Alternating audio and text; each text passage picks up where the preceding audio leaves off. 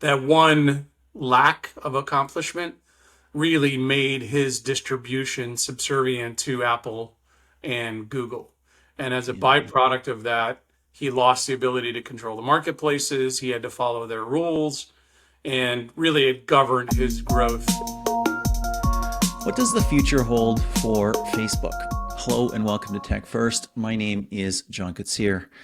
It's pretty clear these days that Facebook isn't what it was. It suffered huge losses as a result of Apple's privacy moves, can't make as much on advertising anymore.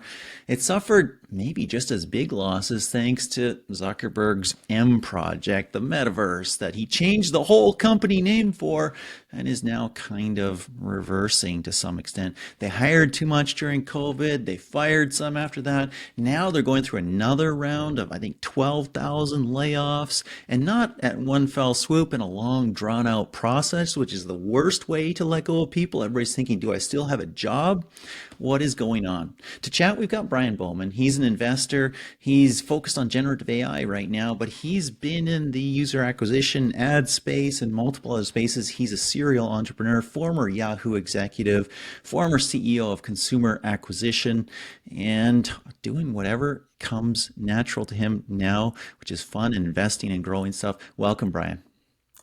Nice to speak with you. And just to be clear, I am not talking on behalf of Brain Labs or my prior company, Consumer Acquisition. Just need to make that part This clear. legal notice brought to you by Brian Yeah. Bowman's legal team. Excellent. No worries. Let's just put it out there. What's going on at Facebook? Yeah, Facebook is an entity I have watched for a very long time. We were a Facebook marketing partner at my prior company. We managed just over about 3 billion in paid social spend across Facebook, Google, and TikTok, just to put it in a bit of context. So we had a pretty good view into the dynamic advertising marketplaces there. And it's just something that I personally watched for over a decade, kind of go from pure chaos, right? Cutting your teeth on a brand new ecosystem like what's going on in generative AI, excuse me, all the way to what ended up being a mature marketplace where they had a good toehold. And if I looked backwards in time, mobile caught most businesses off guard. They Hmm. weren't prepared for that shift. And Facebook did a very interesting pivot to make their entire company mobile first. Yeah. It seems while doing that, they kind of surrendered the ability to launch a Facebook phone, which I Hmm. think if Mark could go back in time, he would probably do that differently, Hmm. um, and really push to own a phone. That one lack of accomplishment really made his distribution subservient to Apple and Google. And as a Yeah. byproduct of that, he lost the ability to control the marketplaces. He had to follow their rules, and really it governed his growth. And obviously, that all culminated in the removal of IDFA a couple of years ago and the corresponding kind of cratering both of post COVID, more likely IDFA, because if you look broadly across the mobile app ecosystem, whether you're looking at AppLovin or Unity or Vungle or Iron Source, right, there's been a compression across the ecosystem because advertisers have been forced to pull back pretty dramatically because their Yeah. advertising isn't as effective as it was. So there's lots of places to go with that. Let's let's pull back and start maybe with what you mentioned almost off the top, which is that Facebook managed the transition to mobile incredibly well. They basically had an all hands on deck. Mobile is it. Mobile is the thing. We have to go to mobile. I mean, if I think about corporate, massive, giant enterprise transformations like that, I have to think of Microsoft, which wasn't web focused at all. And all of a sudden, the web is a big deal, and Bill Gates says it's all about the web, right? And Internet Explorer comes out, and they start actually doing some interesting things there. You're right. Facebook didn't control the means of distribution, and that led to all kinds of problems. They couldn't release the Facebook gaming app or platform they wanted to. They tried to release that app like 5 times, got rejected by Apple. They couldn't do the things they wanted to do in the Facebook app. And of course, advertising, their lifeblood, got cut off later. I view his transformation to the metaverse, or his attempted transformation to the metaverse, as sort of staking a claim on the next ground, on the next platform, on the next kind of way that we experience technology, which he assumed would be visors and may still be, but clearly we're not there yet. Your thoughts? Well, I heard you say two different things. Do I believe that that's what he was trying to do? Yes. He wants to control distribution so that he isn't beholden to people's whims, right? Apple is not an advertising company, it's a hardware company. And I think they're willing to dismantle the entire mobile app ecosystem in exchange for them becoming privacy first. If they become privacy first, they unlock credit cards, they unlock health data, and these multi-billion dollar, $100 billion infrastructures that enable them to grow. It's okay if it hurts the mobile app advertisers because clearly that's the approach they're taking. It's not important to them, or they would have taken an industry first approach and invited people. So I think Facebook, in realizing that, needed to figure out what ecosystem they could control. I just think, VR, AR, augmented reality, virtual reality, and then whatever the metaverse means, um, is forever away. And by forever, I mean plus 10 years. And if you Mm-hmm. just look at generative AI as a baby step in that direction, because there's so much base technology coming out of that, and you look at NVIDIA and what they're doing with graphic cards, which obviously they're leading and they're doing their uh, industry talk in next week, I think, Tuesday, Wednesday. It's free, so if people haven't signed up for it, they should. And the point is, they have these hardware cards that are about $1,500 that plug into a PC, and those things are state of the art by far, and they're very far away from being put into a visor. They're very far away from being shrunken into glasses for augmented reality. I mean, we're talking a decade or more. So the, Mm-hmm. the metaverse as it exists, which is a 3D avatar based immersive virtual world, I think some people will want to do it, but most people aren't going to want to walk around, in snow crash and using that as their primary mechanism. And even if it were to happen, things don't transition that quickly. I mean, if you look at AOL still exists, web crawler, meta crawler, and Yahoo still exist, right? Those things have become de minimis to the ecosystems, but people still use them for email. And so Mm-hmm. things transition and change online very, very slowly. Going all in on the metaverse to me, other than controlling distribution, seemed like a whipsaw reaction to what was happening with IDFA. And I would assume because they're very quick to follow, right? They replicate businesses like TikTok or Snapchat, or they try and look at things as a feature. Oddly, what I don't see them doing is focusing on what they're really good at. They're the world's profile. Why aren't they owning profiles in every form? A dating profile, a professional profile, a personal profile, a job searching profile, on and on and on and on and on, and ingest those things into many views of me as the individual, do it in a Web3 way where they can own some of the data, the individual can own some of the data. And that, when you look at 3 billion people on their platform, I mean, they are the profile. Own that, right? You just can't dislodge them because people inherently are lazy. And whether you look at someone who's under the age of 27 and does Instagram and Snapchat and TikTok, they all end up on Facebook at one point or another. Super interesting to hear you say that, because kind of my thesis around Facebook and that profile, more on the friend graph side, is that they own the friend graph, and that by competing with TikTok on TikTok's level with Reels, they don't use what is their unique and highly defensible moat, but they compete on their enemy's ground, which is quick scroll video, interesting, funny, okay, cool, more of what I want, and there's good parts of that. Obviously, there's more for them. There's more time on platform. That means more time for ads. That means more time to get to know users and perhaps better tailoring of those ads and other things like that. But when you compete on your enemy's turf, you're ignoring your strongest suit. Yes, I agree with that in principle. And ironically, what we're talking about really is America's Funniest Home Videos, right? TikTok doesn't own funny videos, right? That thing's been on TV for a couple of decades. They just webified it, initially through Musically and then over time through TikTok. And the reason kids glommed onto it was because it allowed them to be funny and Mm-hmm. playful without having to have this veneer on them that is required by Instagram. And it's very different than Snapchat, which is their primary way of talking. I mean, they don't call each other, they snap each other. It's just, Mm-hmm. I have a 17-year-old and a 15-year-old, and I asked them, like, well, why don't you call them Dad? We never call. We snap. Like, it's just so, it's the antithesis of everything that they do. And ironically, Facebook has this. I mean, 3 billion people, Mm-hmm.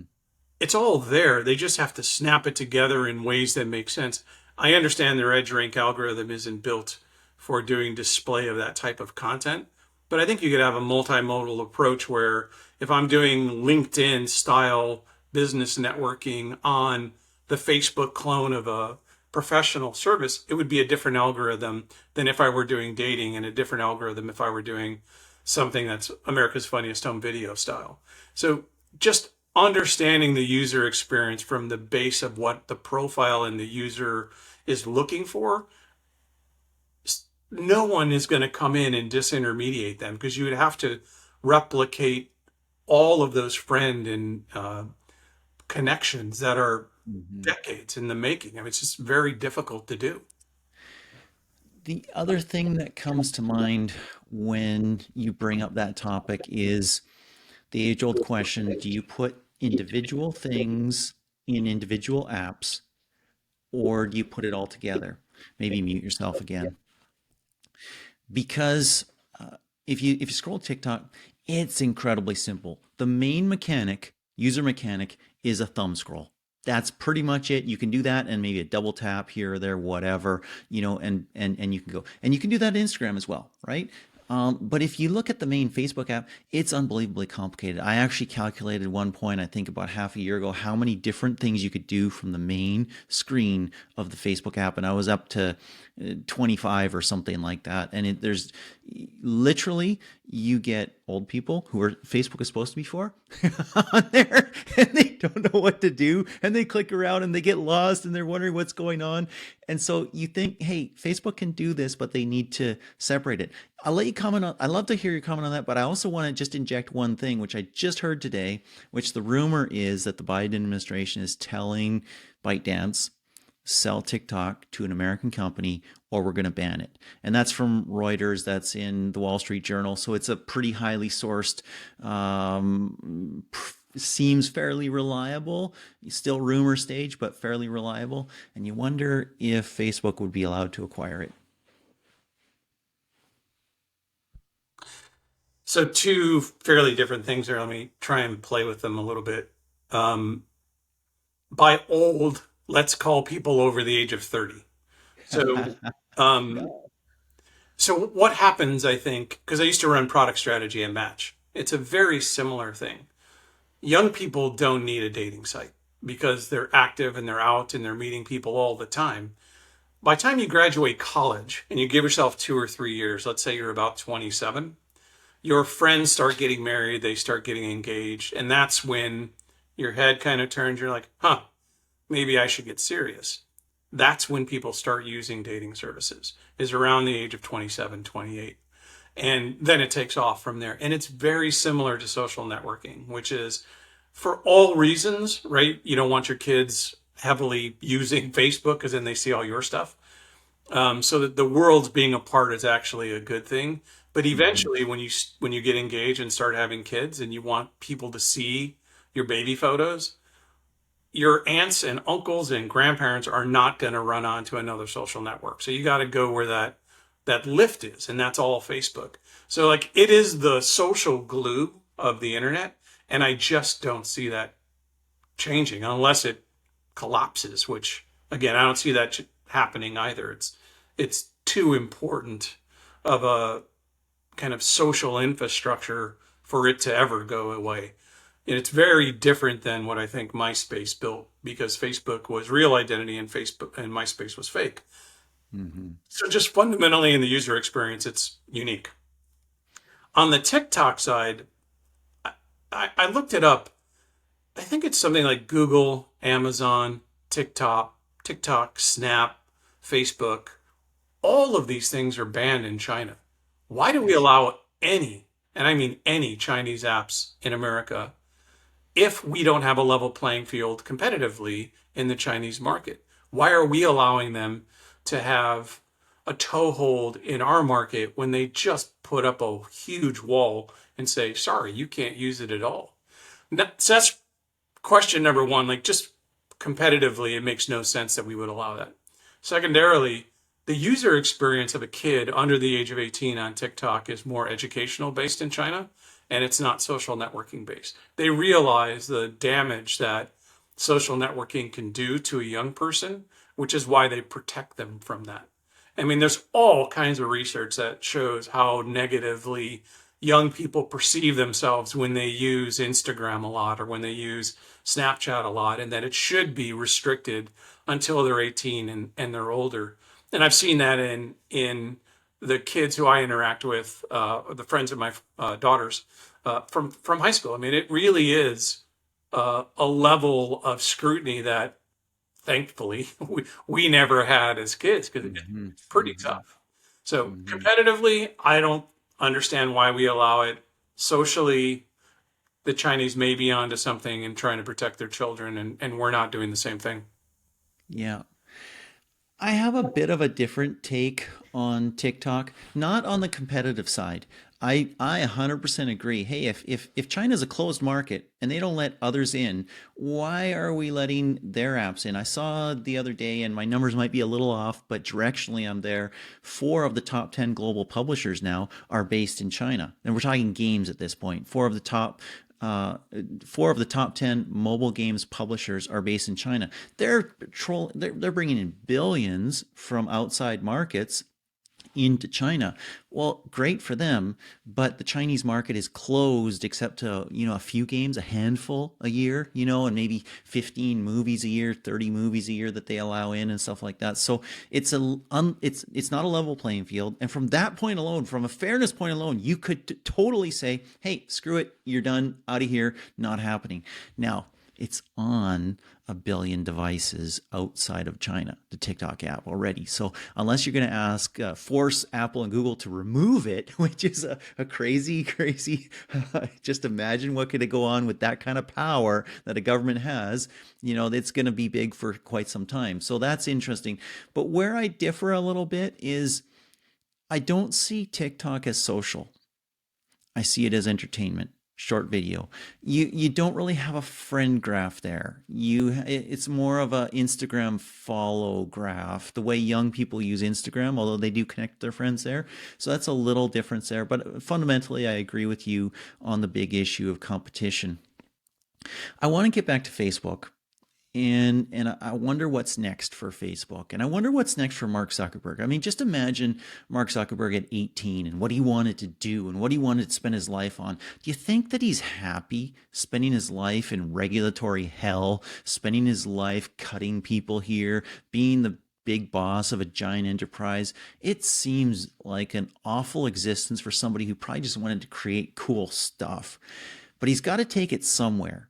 You said you think generative AI is kind of the next major platform evolution. Do you think there's something in that for Facebook?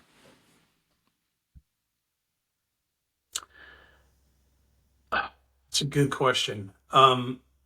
Anyone that has software that will be web enabled, like Microsoft's investment in OpenAI is completely on track, right? Yep. All of their operating system, their browser, their web, Word, Excel, PowerPoint, right? It's accretive to all of those user experiences, especially when you're talking about search.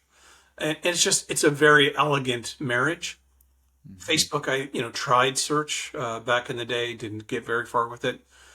I think there's a lot it can do. It doesn't feel like it is core to the user experience. It, it's interesting, right? If I wanted to make my avatar prettier, or I wanted to come up with filters that were smart, but it doesn't feel square in the wheelhouse Hmm. of what the platform, at least the way that I understand it to be used, is. Hmm. Could it be used to generate more video content? Absolutely. Could it be used to generate more articles? Sure. But it's not like a Salesforce. Right? It Hmm. isn't accretive to a B2B enterprise part. It isn't helping the user generate more content quicker or streamline the workflow for people. So unless it were to go down the path of a professional profile or job searching or something that required another level of content, I don't understand what the use case would be. Hmm. I agree with you. I think the generative AI thing for Facebook would be in the age of the metaverse when we can sort of auto generate, auto create whole worlds, rooms, planets, universes in which we live and interact with others and play and work, frankly. And like you, I think that's a significant point in the future. There's so much more we could chat about. I mean, the other thing that comes to mind when you think when you're saying, "Hey, I think that's at least 10 years away." Apple appears to be rushing its device to the market. Could this be the first big flop of the new era of Apple, which has been success after success after success after success? I don't know. VR and AR is it's a hill a lot of companies have died on, and we'll see about that. But that is another topic for another day, so we'll leave that alone. Uh, Maybe closing thoughts on Facebook. It's still a giant enterprise. It still prints money. They're getting rid of more people. It must suck to work there right now because you're wondering, is my division going to get cut? Am I going to get, what's going to happen? What do you see for the next couple of years there? Well, I actually like what he's doing, which is streamlining the operations and trying to get them profitable and back on track. I think everyone got myopic about the COVID tailwinds, right? The businesses were just on fire, right? It was Mhm. everyone was focused on their computers because you couldn't do anything, you couldn't go anywhere. So they were just consuming like they never had before.